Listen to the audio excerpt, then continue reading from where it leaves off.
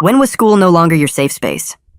The classroom door slammed open, and a German shepherd lunged into the room with two cops with hands on their weapons. "We have probable cause that someone in this room caused 20 overdoses to the local high school students," the bigger cop said, his badge reading Sergeant Scrim. "The dealer is here, and our dog's never wrong." 20 overdoses? That happened last week at the rival school. 3 kids had died. It was all over the news. Fentanyl-laced pills that looked like Adderall. But why were the cops here? "You can't just..." Mrs. Griffin tried to argue, standing from her desk. "Ma'am, sit down or I'll arrest you for obstruction," Sergeant Scrim barked. She sat, face pale. The dog started working the room systematically.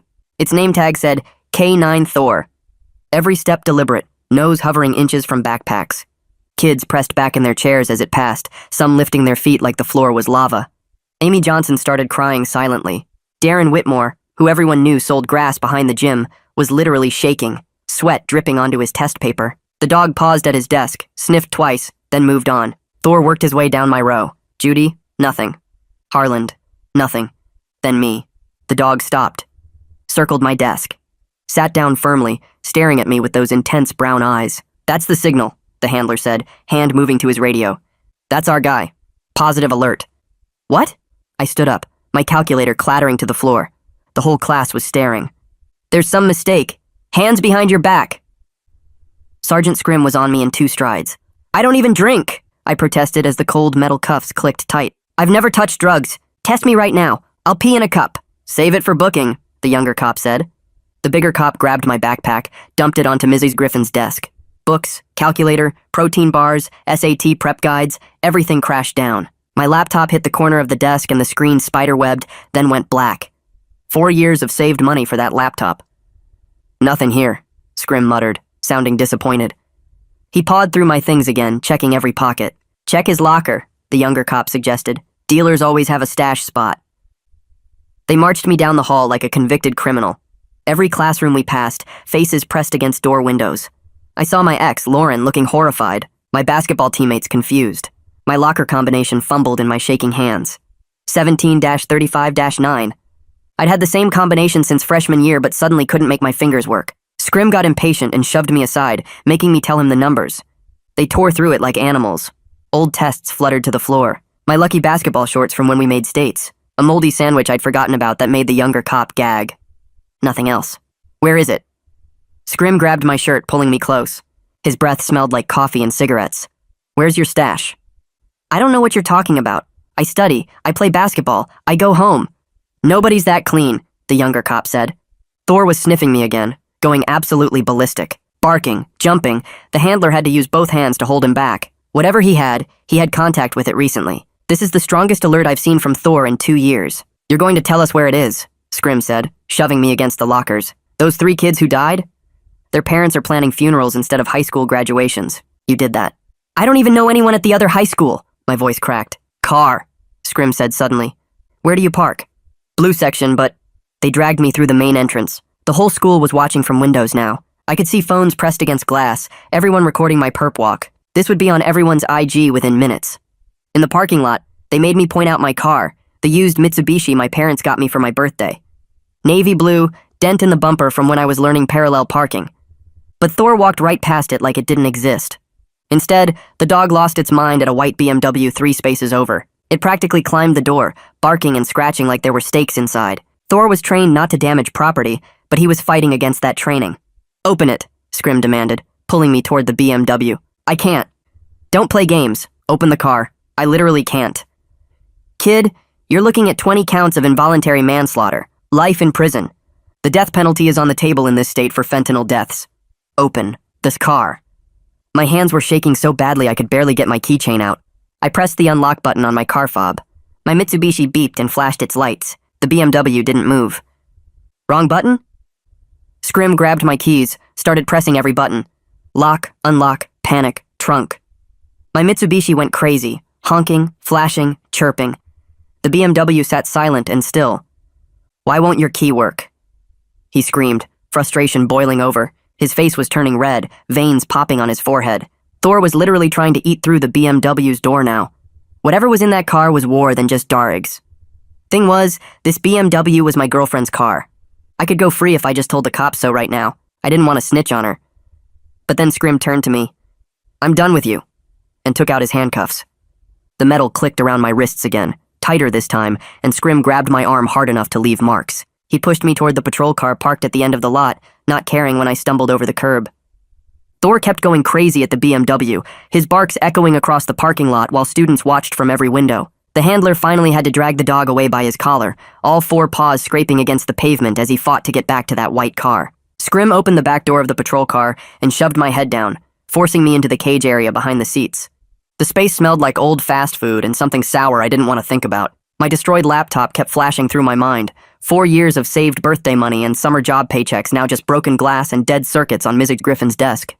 The younger cop got in the passenger seat and grabbed the radio, his voice all official and proud as he called it in. He said they were bringing in the dealer from the high school, said the dog gave the strongest alert in 2 years, said they were transporting now for processing and formal questioning.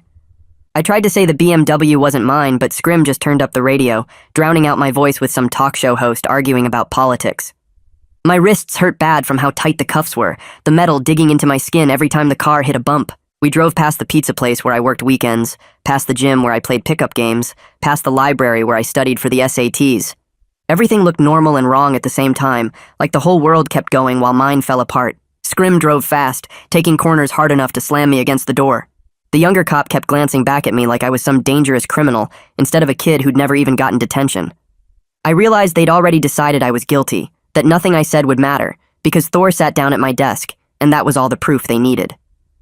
The police station looked like every cop show I'd ever seen, all white walls and bright lights and people in uniforms walking around with folders. They pulled me out of the car and marched me through a side entrance, past rooms with closed doors and bulletin boards covered in wanted posters.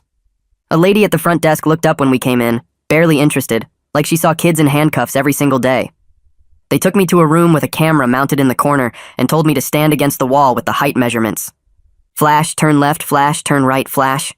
My eyes hurt from the lights and I probably looked guilty in every photo even though I hadn't done anything wrong.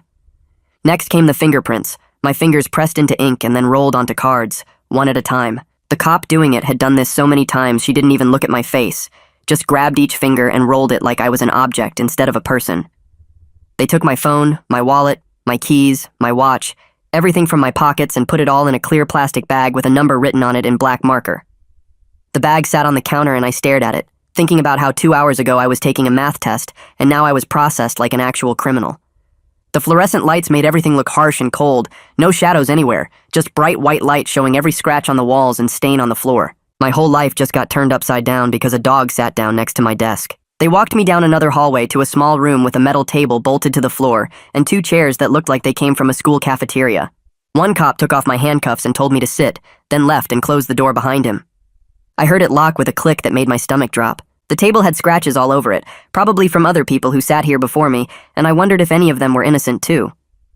A clock on the wall ticked loud enough to hear, each second feeling like forever. I tried to figure out what to say about the BMW, how to explain it wasn't mine without throwing Viviana under the bus. If I told them it was her car, they'd go after her instead, and even though I was scared, I didn't want to be the kind of person who sold out his girlfriend to save himself. But if I didn't say anything, they'd think I was hiding something, which I guess I was. The chair was uncomfortable, metal and hard, and I couldn't find a position that didn't make my back hurt. I watched the clock tick from 2:47 to 3:15, then 3:30, then 4 o'clock. My mom would be getting off work soon and she'd probably try to call me, and when I didn't answer, she'd start to worry. The room was cold enough that I could see my breath, or maybe I was just shaking from nerves. The door opened and a different cop came in, older than Scrim, wearing a suit instead of a uniform. His badge said Detective Malone, and he carried a thick folder that he set on the table between us. He sat down across from me and opened the folder, taking his time, making me wait and watch. Then he started reading me my rights from a card he pulled out of his pocket, each word slow and clear like he was talking to a little kid. He asked if I understood I had the right to remain silent, and I nodded. He asked if I understood anything I said could be used against me in court, and I nodded again. He asked if I understood I had the right to a lawyer, and I nodded a third time, even though my brain was going too fast to really process what any of it meant. The words felt important but also distant, like they were happening to someone else and I was just watching. Malone put the card back in his pocket and looked at me with an expression that seemed less mean than Scrim's, more like he was disappointed in me instead of angry. He opened the folder and pulled out 3 photos, sliding them across the metal table toward me. School pictures, the kind with the blue background where everyone looks awkward and young.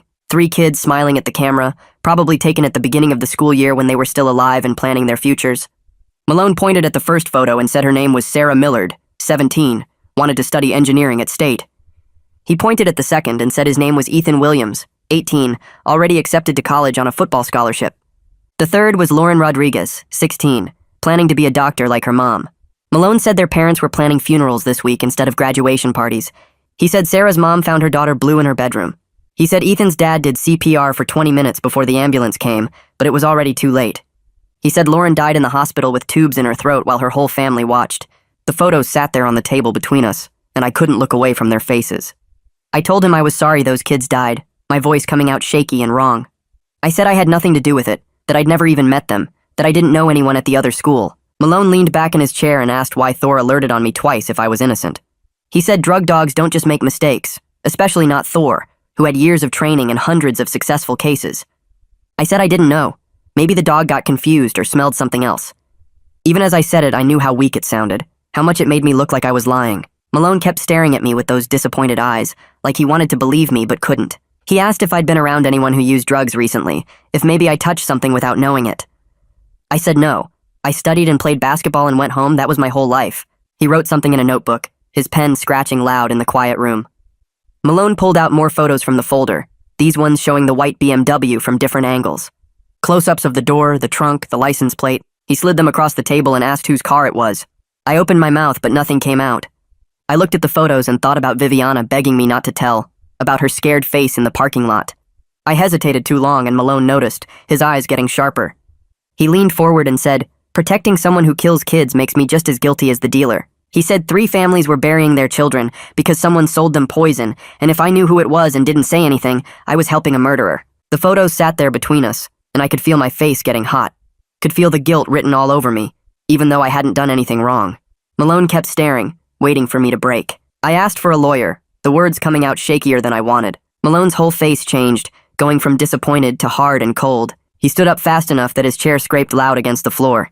He said that was my right, but it made me look guilty, that innocent people usually want to help solve crimes instead of hiding behind lawyers. He said if I really cared about those dead kids, I'd tell him everything I knew right now. He picked up his folder and walked to the door, then turned back and said I should think real hard about what kind of person I wanted to be, someone who helps catch killers or someone who protects them. Then he left and locked the door again. 2 different cops came and took me down more hallways to a holding cell at the end of a long row. The cell smelled like bleach mixed with body odor and something else I couldn't identify. A metal bench ran along one wall and a toilet sat in the corner with no seat or privacy. The walls were covered in scratches and words carved into the paint, names and dates and curse words. One of the cops uncuffed me and told me to sit, then slammed the door shut with a clang that echoed down the hallway. I sat on the metal bench and it was cold even through my jeans. I put my head in my hands and tried to think. How did protecting Viviana turn into me facing murder charges? How did going to math class this morning lead to sitting in a cell that smelled like piss and chemicals? Thor's alert kept playing in my mind, the way he circled my desk and sat down so sure, so confident. The 3 dead kids' faces from their school photos. Malone's disappointed stare, Scrim's red, angry face, the whole school watching through windows as they dragged me out in handcuffs, my destroyed laptop, my mom who didn't even know yet that her son was sitting in jail. The clock on the wall outside the cell said 5:30, and I wondered how long they could keep me here, if anyone was coming, if this was just the beginning of everything falling apart. A guard appeared at my cell door around 7:30 and said I could make my one phone call. My legs felt shaky walking down the hallway to where a phone hung on the wall, and I had to dial Mom's number 3 times because my fingers kept hitting wrong buttons. When she answered, her voice sounded tired from her shift at the hospital, and I opened my mouth, but nothing came out at first. She said hello again, sounding worried now, and I finally managed to tell her I was at the county police station and I'd been arrested. She asked what happened and if I was okay, her voice getting higher and faster, and I said I was fine, but they thought I was dealing drugs, and could she please come get me? She said she was leaving right now and to not say anything to anyone until she got there. The guard took me back to the cell, and I sat on the metal bench counting the scratches in the paint on the wall, trying not to think about how Mom sounded scared in a way I'd never heard before. 40 minutes felt like 4 hours, but finally the same guard came back and took me down different hallways to a visiting area with glass partitions and phones on the walls. Mom was already sitting on the other side when I got there, still in her nurse scrubs with her purse clutched tight in her lap. I picked up the phone and she immediately started talking, saying she was so glad I was okay and asking if they hurt me. I told her no, they just put me in a cell, and she closed her eyes for a second like she was praying or trying not to cry. Then her face changed and got harder, more determined, and she told me not to say anything else to anyone, not one word, until we got a lawyer. I nodded, and she asked if I understood how serious this was, and I said yes, even though I wasn't sure I really did. A desk sergeant came over and tapped on the glass, gesturing for Mom to come talk to him at the front desk. I watched through the partition as they talked, seeing her face go from worried to confused to pale. She came back to the phone and told me they were holding me pending charges, but hadn't formally charged me yet because the investigation was still going. I asked what that meant, and she said it meant I had to stay here unless they decided to let me go. She asked the sergeant something I couldn't hear through the glass, then turned back to me looking sick. She said if they did charge me, bail would probably be $50,000, which we definitely didn't have. I felt my stomach drop because $50,000 might as well be $1 million for us. The sergeant let Mom stay in the lobby to make phone calls, and I got taken back to my cell to wait. I could hear her voice carrying down the hallway even though I couldn't make out exact words, just the tone of her talking to different people. At one point her voice got louder, and I heard her saying her son was a good kid, straight A's, basketball scholarship offers, never been in trouble once in his whole life. Hearing her defend me like that made my throat get tight. I put my head back against the cold wall and stared at the ceiling tiles, counting them over and over. Around 6 o'clock, the guard came back and said I was released to my mom's custody. He explained it was pending further investigation, which meant I had to stay available and couldn't leave the county.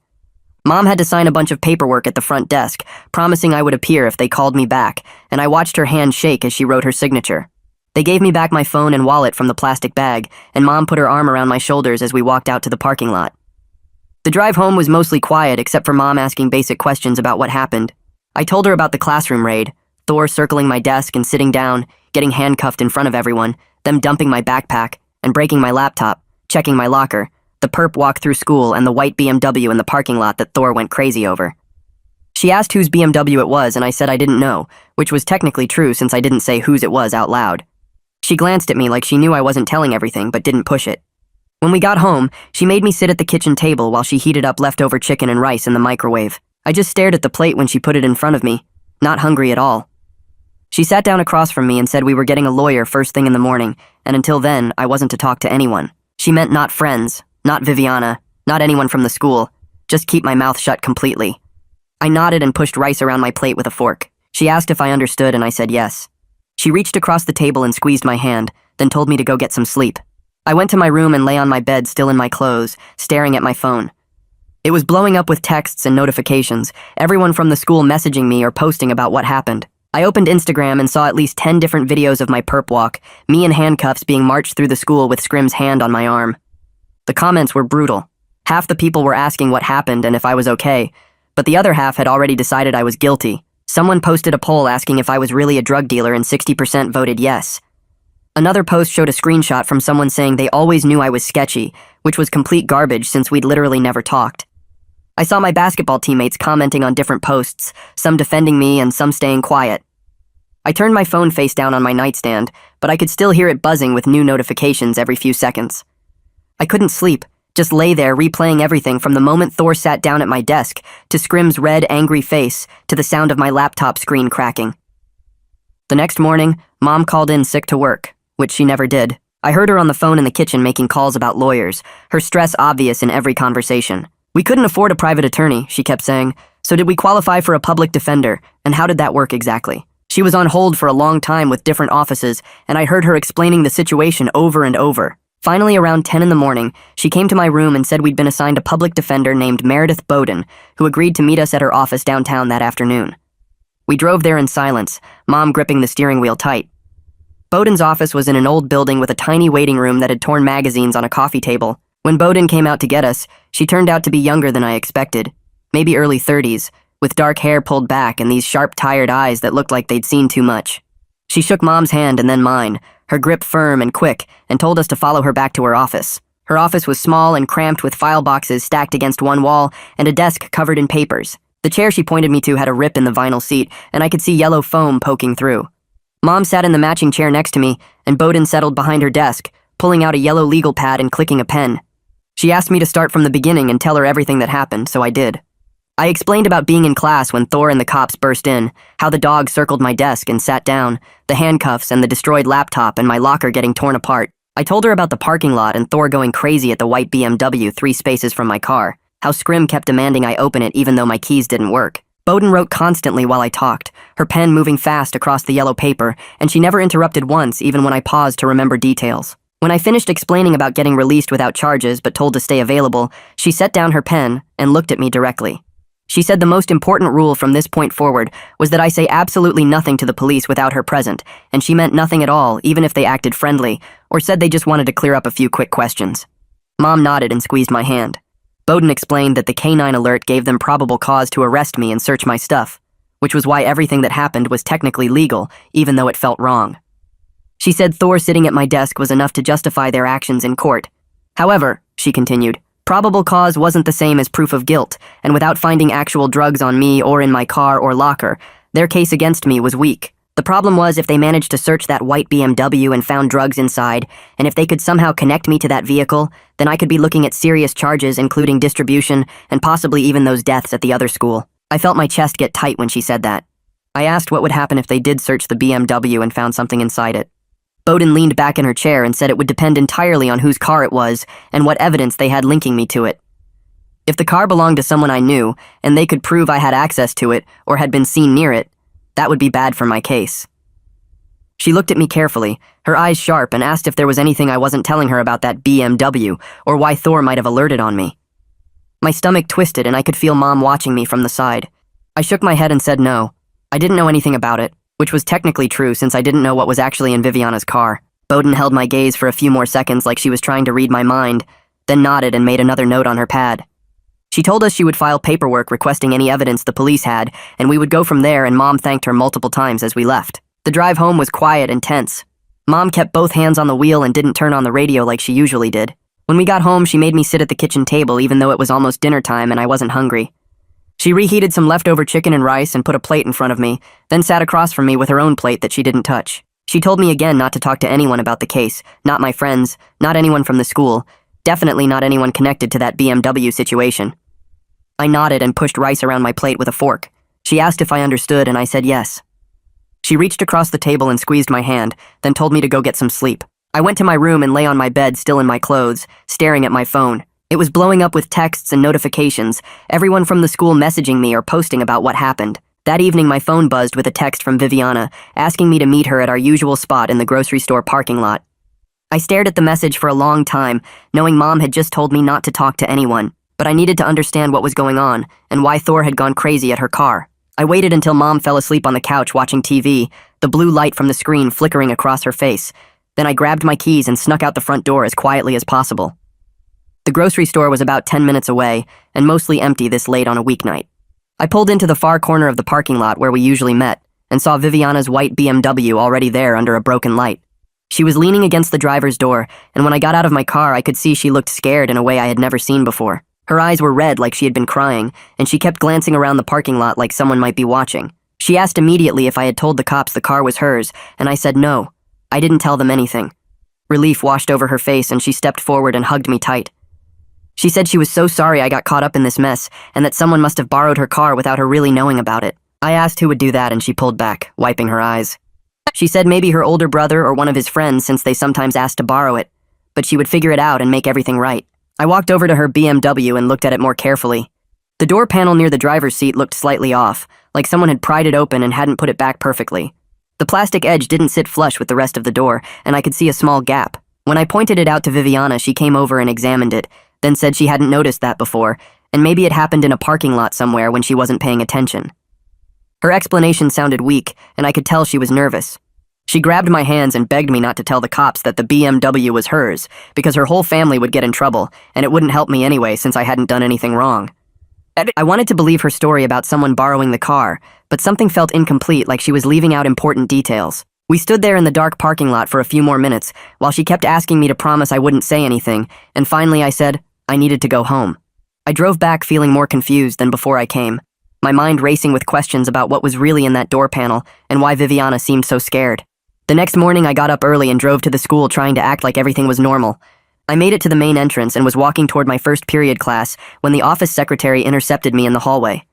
She said Principal Butler needed to see me immediately and walked me to the administrative office. Butler was waiting in her office with the door already open, and she gestured for me to sit down in the chair across from her desk.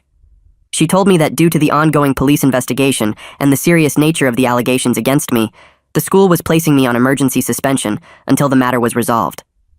I sat forward in my chair and argued that I hadn't been charged with anything, and I was completely innocent. Butler folded her hands on her desk and said she understood my position, but the school had to prioritize student safety above everything else. She pulled out a letter that was already typed and printed, sliding it across the desk to me. The letter outlined the suspension terms and said I could appeal to the school board once the police investigation concluded, and charges were either filed or definitively dropped. I took the letter with shaking hands and asked how long this would last. Butler said she couldn't give me a specific timeline since it depended on how quickly the police completed their investigation. She stood up, indicating the meeting was over, and told me I needed to leave campus immediately and that I would be marked as trespassing if I returned before the suspension was lifted. I grabbed the letter and walked out of Butler's office without saying anything else. The hallway felt like it stretched for miles as I headed toward the main entrance, my footsteps echoing off the lockers. Through classroom door windows, I could see students turning to stare, some pointing, others pulling out their phones. A group of sophomores I didn't even know pressed their faces against the glass in room 204, and one of them definitely took a picture. By the time I reached the main doors, my face was burning and my hands were shaking so badly the suspension letter crinkled in my grip. The morning sun hit me as I pushed outside, and I realized everyone would know by lunch that I'd been kicked out.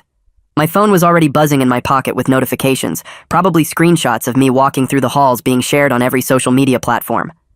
I made it to my car and sat in the driver's seat for a solid 10 minutes before I could even put the key in the ignition.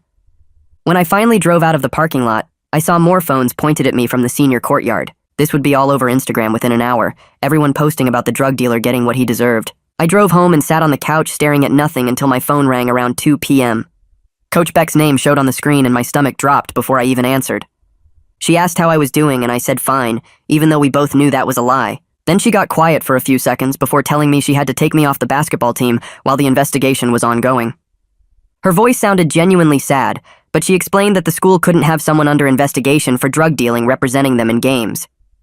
We had our playoff game next week, the one scouts were supposed to attend, and I'd been counting on that game to show what I could do. I asked if this was permanent or just temporary, and she said it depended on how things turned out with the police. The silence stretched between us until I finally asked about my scholarship opportunities, the question I'd been too scared to voice. Coach Beck went completely quiet, and I could hear her breathing on the other end of the line. She finally said the college scouts probably wouldn't look favorably on my situation right now, her words careful like she was trying not to destroy me completely. She suggested I focus on clearing my name first and worry about basketball later, but I could hear what she wasn't saying. My senior season was done.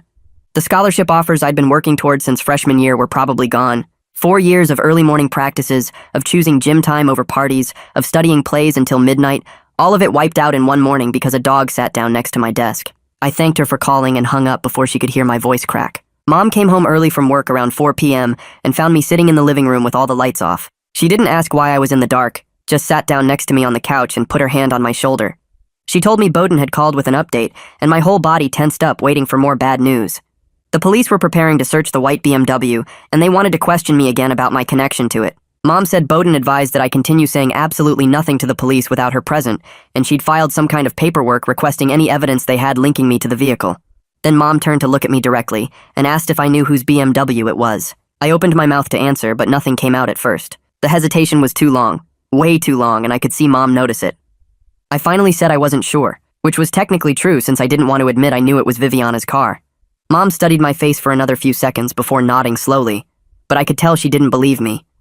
She stood up and said we'd talk more after she made dinner, then walked to the kitchen, leaving me alone with my thoughts. That night I couldn't sleep. Every time I closed my eyes, I saw Viviana's scared face in the parking lot, begging me not to tell the cops about her car. Around midnight, I grabbed my phone and started searching for information about K9 alerts. I found article after article about drug dogs being wrong, about cases getting overturned because the dogs alerted on innocent people. One study said the dogs were only accurate like 50% of the time in some situations. Another article talked about handlers unconsciously cueing their dogs to alert on people they suspected, even when no drugs were present. I read about a case in Illinois where a dog alerted on a guy's car, and they tore it apart looking for drugs but found nothing. The guy sued and won because it turned out the handler had trained the dog to alert on command. I stayed up until 3 a.m. reading everything I could find, taking screenshots of the most important articles. Maybe this was the answer. Maybe Thor had been wrong about me, or maybe his handler had somehow made him alert because they were so sure someone in that classroom was guilty. The next morning, I drove to the library as soon as it opened at 9 a.m. I used one of their computers to print out the articles I'd found about K9 reliability issues, the pages coming out of the printer in a thick stack. The librarian gave me a weird look when I paid for 47 pages of printouts, but didn't say anything. I drove straight to Bowden's office downtown and walked in without an appointment. The receptionist started to tell me I needed to schedule something, but Bowden came out of her office and waved me back. I spread the articles across her desk and explained what I'd found about false alerts and handler bias. She picked up the first article and started reading, her eyes moving quickly across the pages. After going through about 5 of them, she looked up and said this could be helpful for building reasonable doubt if the case went to trial. But then she set the papers down and told me we still needed to address why Thor alerted specifically on me twice, once in the classroom and once in the hallway. The dog had gone absolutely crazy both times, stronger than any alert the handler had seen in 2 years, according to what they told the police. I didn't have an answer for that, and neither did Bowden. 2 days later, I decided to try going back to the school to get my assignments from teachers. I knew I was suspended, but I figured if I went during lunch when most people were in the cafeteria, I could slip in and talk to Ms. Griffin quickly. I parked in the visitor lot and walked toward the main entrance, trying to look casual. The security guard saw me coming and stepped directly into my path before I even reached the door. He told me suspended students weren't allowed on campus, and I needed to leave immediately. I tried to explain I just wanted to get my homework, but he cut me off and said if I didn't leave right now, he'd call the police. The way he said it made it clear he wasn't bluffing. I turned around and walked back to my car, my face burning with embarrassment again. From the parking lot, I could see students in the windows watching the whole thing, probably taking more pictures to post online. I sat in my car for a few minutes trying to decide what to do when I saw Miss Griffin walking across the parking lot toward me. She was carrying my textbooks in a thick folder, and when she reached my window, she handed them through. She told me she'd put together all my assignments for the next 2 weeks and included study guides for the upcoming tests. Her voice was sympathetic, but she kept glancing back at the school building like she was worried someone would see her helping me. She said she hoped everything worked out, but she couldn't be seen helping me too much given the circumstances. I thanked her, and she walked back toward the building quickly, her arms crossed like she was cold even though it was warm outside.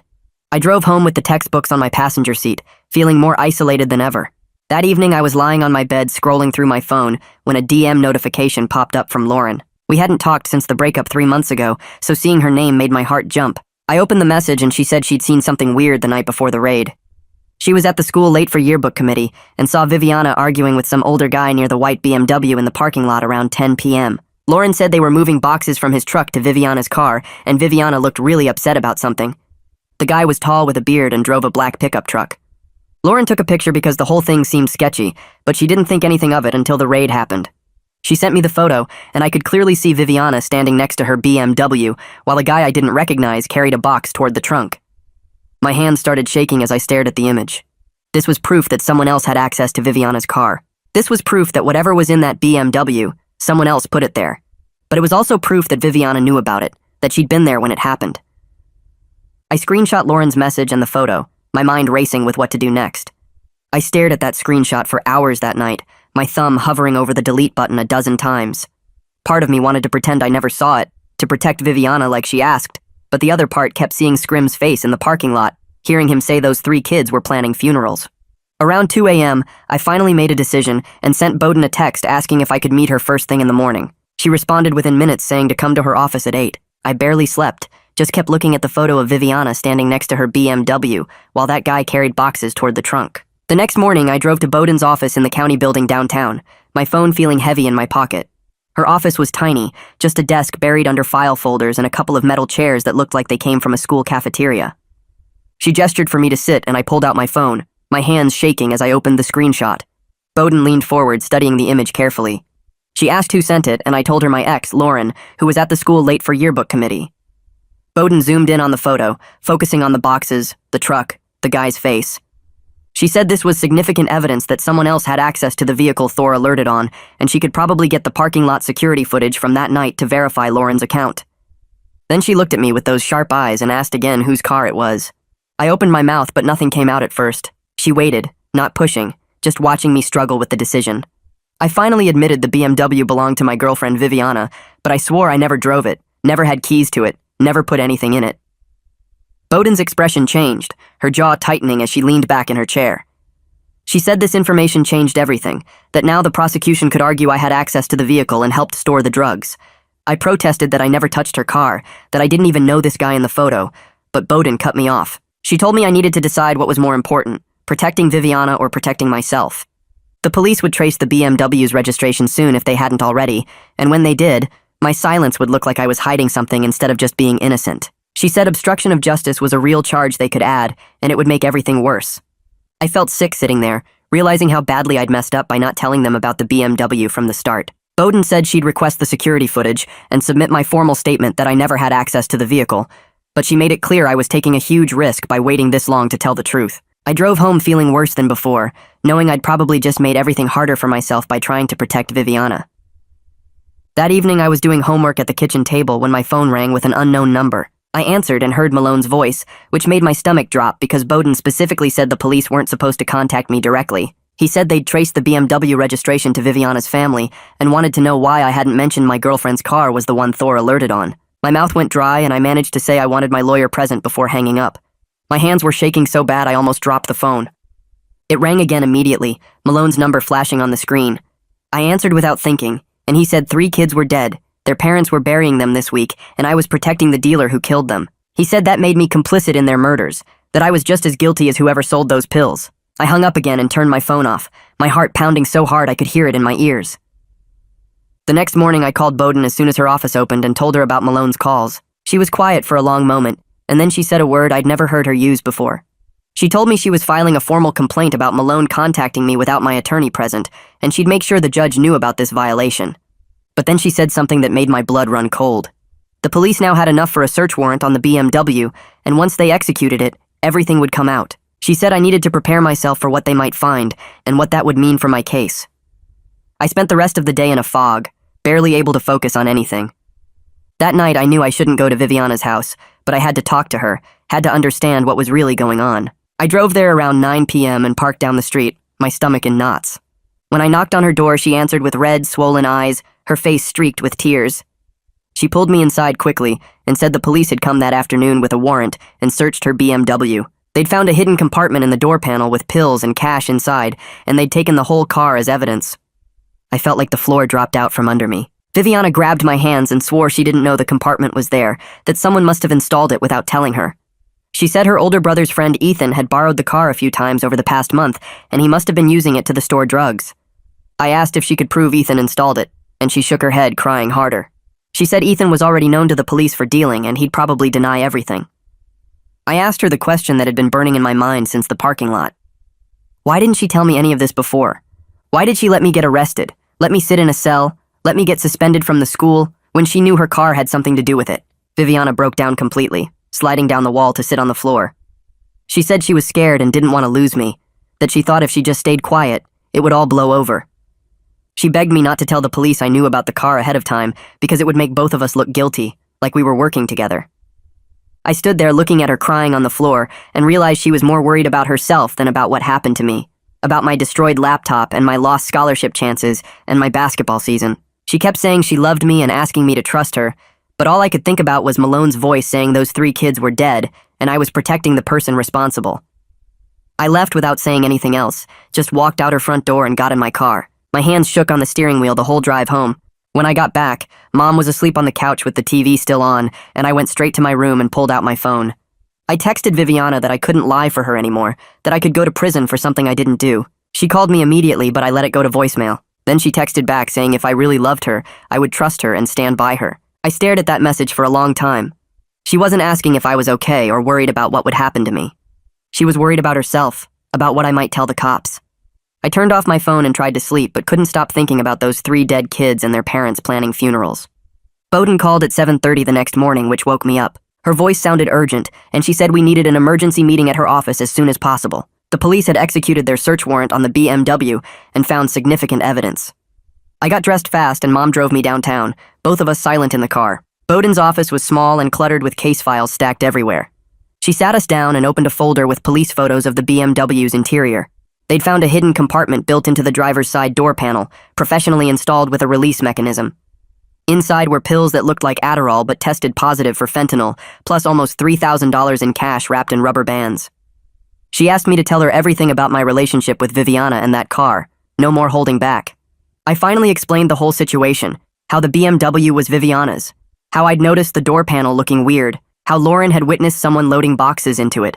Bowden listened without interrupting, taking notes on her yellow legal pad. She said we needed to be proactive instead of reactive. We had to provide a formal statement establishing that I never drove the BMW, never had keys to it, didn't know about any hidden compartments.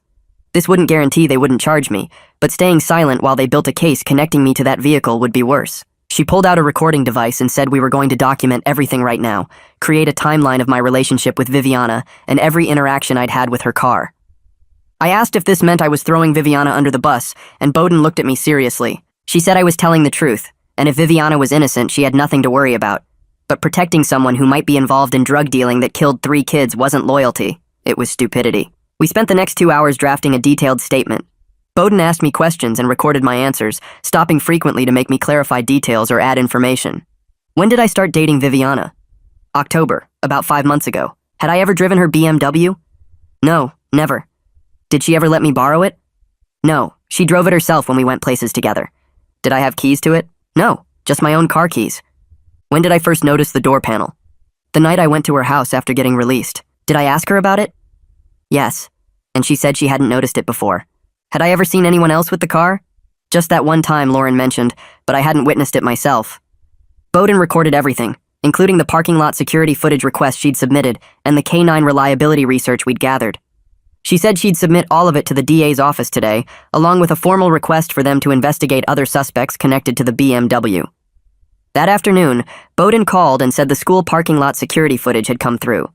She sent me screenshots on my phone and I opened them with my heart racing. The footage from the day of the raid showed my navy Mitsubishi parked in its usual spot in the blue section. 3 spaces away was Viviana's white BMW. The timestamp showed I'd arrived at 7:42 a.m. and parked, then walked straight into the school building. The BMW was already there when I arrived. More footage showed me leaving my car at 3:15 p.m. after basketball practice and driving away. I never went near the BMW, never even walked past it. Bowden said this was good because it established clear separation between my vehicle and the one Thor alerted on. The more important footage came from 2 weeks earlier, the night Lauren had mentioned seeing something weird. The timestamp read 10:17 p.m. and showed an older guy, maybe late 20s, backing a pickup truck next to the BMW. He opened the truck bed and started moving cardboard boxes to the BMW's trunk. Viviana stood nearby looking uncomfortable, her arms crossed, shifting her weight from foot to foot. She wasn't helping move the boxes, but she was definitely there watching it happen. The guy made 4 trips back and forth, loading boxes, then drove away in the pickup. Viviana got in the BMW and left 2 minutes later. Bowden said this supported the theory that someone else was using her car for drug storage, and Viviana might have known about it but wasn't the actual dealer. The question was who the guy was, and whether Viviana would identify him. The police brought Viviana in for questioning the next day. Bowden had sources at the department who kept her updated, and she called me that evening with details. Viviana had admitted the BMW was hers, but claimed her older brother's friend borrowed it a lot over the past 2 months. She'd given them his name without much hesitation, some guy named Ethan who was already known to police for prior drug offenses, mostly possession and small-time dealing. Viviana told them Ethan said he needed to borrow her car because his truck was in the shop, and she'd let him because her brother vouched for him. She claimed she didn't know Ethan was using it to transport drugs and had no idea about the hidden compartment. The police were skeptical, but they couldn't prove she was lying. They'd released her but told her not to leave town while they investigated further. 2 days later, Malone called Bowden's office and asked me to come in for another interview.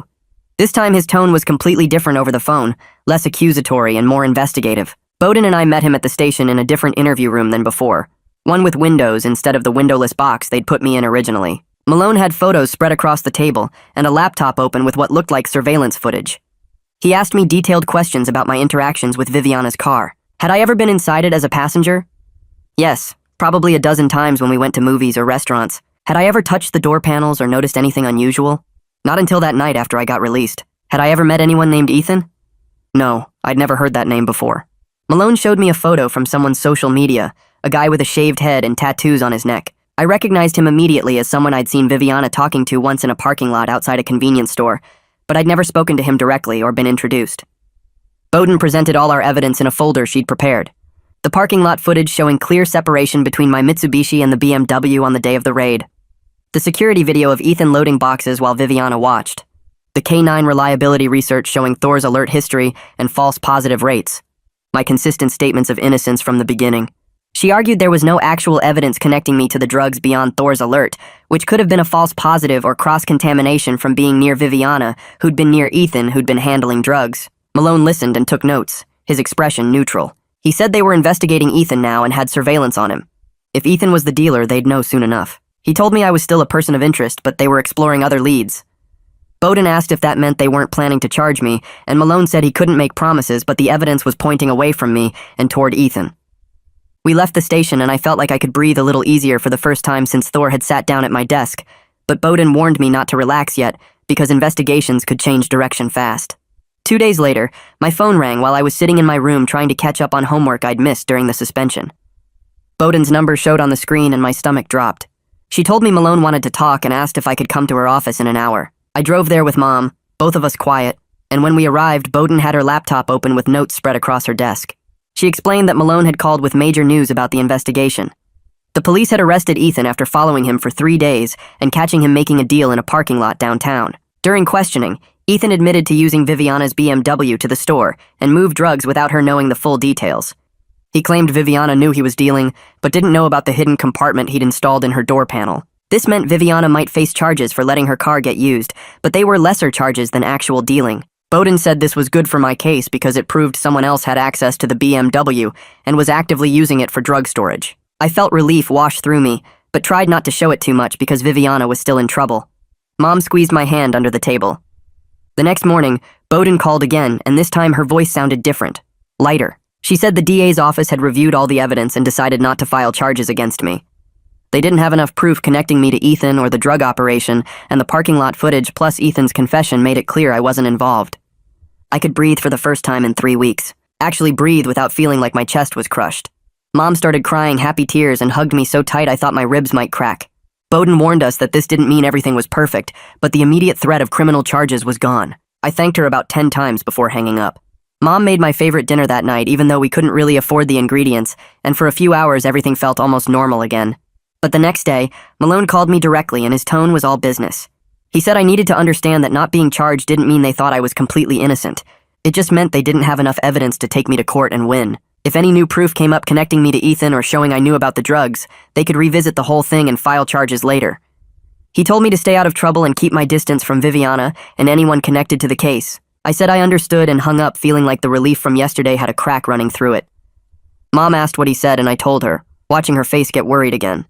She said we'd deal with whatever came next, but for now I should focus on getting back to normal life. Except normal life was gone, and I wasn't sure how to get it back. Principal Butler called me into her office 2 days after the DA's decision. She had papers spread on her desk, and her expression was serious but not angry like before. She said my suspension was lifted based on the DA's review, but there were conditions. I had to sign a behavior contract promising to follow all school rules, report any contact with law enforcement, and maintain good grades. She also said the incident would stay in my school record permanently, which meant colleges might see it when I applied. I'd be allowed back to class starting Monday, but I had to meet with the school counselor every week for the rest of the semester. I signed the contract without arguing, because getting back to the school was better than sitting at home watching my future disappear. Butler handed me a schedule for counseling appointments and told me she hoped I'd use this as a learning experience. I nodded and left her office feeling like I'd been given my life back, but with strings attached that would never fully go away. Coach Beck texted me that afternoon asking me to come by the gym. When I got there, she was in her office with practice schedules pinned to the wall behind her. She told me I was back on the team effective immediately, which made my heart jump. But then she said I'd lost my position as captain because of the disruption and the attention the whole situation had brought to the program. One of the other seniors would be captain for the rest of the season. I accepted it without arguing because honestly I was just grateful to play again. Being on the court was the only place where my brain stopped spinning with everything that had happened. She asked if I understood and I said yes. Then she told me practice was tomorrow at 3:30 and I better be ready to work. Walking out of her office, I passed some of my teammates in the hallway and saw disappointment in their eyes. They didn't say anything mean, but they didn't say anything at all, and somehow that felt worse. The following week, I heard through people at the school that Viviana had been charged with letting her car get used for drug dealing. It was a lesser charge than what Ethan got, not actual distribution, but it was still serious. Her lawyer got her into some kind of program where she'd do drug education classes, community service, and meet with a counselor who worked with people connected to drug cases. If she finished everything successfully, the charges might get reduced or even dropped completely. Part of me felt bad for her because she probably really didn't know about the hidden compartment. But another part of me was still angry that she'd asked me to stay quiet and protect her when I was facing way worse charges. I heard she'd dropped out of our school and was finishing senior year online to avoid all the attention and gossip. She texted me 3 days later asking if we could talk. The message sat on my phone for hours while I stared at it. She said she was sorry for everything and wanted to explain what really happened with Ethan and the BMW. She said she never meant for me to get hurt, and she understood if I hated her, but she just wanted a chance to tell her side. I typed out responses a dozen times and deleted them all. Finally, I just closed the messages app and didn't reply. I thought about everything that happened and realized that even if she didn't know about the hidden compartment, she knew enough to be worried when the cops showed up. She knew Ethan was dealing, she knew her car was involved somehow. And when things got bad, she chose to protect herself by asking me to stay quiet, instead of just telling the truth from the start. Maybe that made sense from her perspective, but it also meant she was willing to let me take the fall to save herself. I couldn't get past that. Mom and I met with Bowden one last time at her office to close everything out officially. Bowden had a folder with all the paperwork and copies of the DA's decision. She told us she was filing a formal complaint about how Scrim handled the whole arrest, especially the aggressive way he treated me in the parking lot and at my locker. She was also raising questions about Thor's reliability, since the dog had given such a strong alert on me when I had nothing to do with the drugs.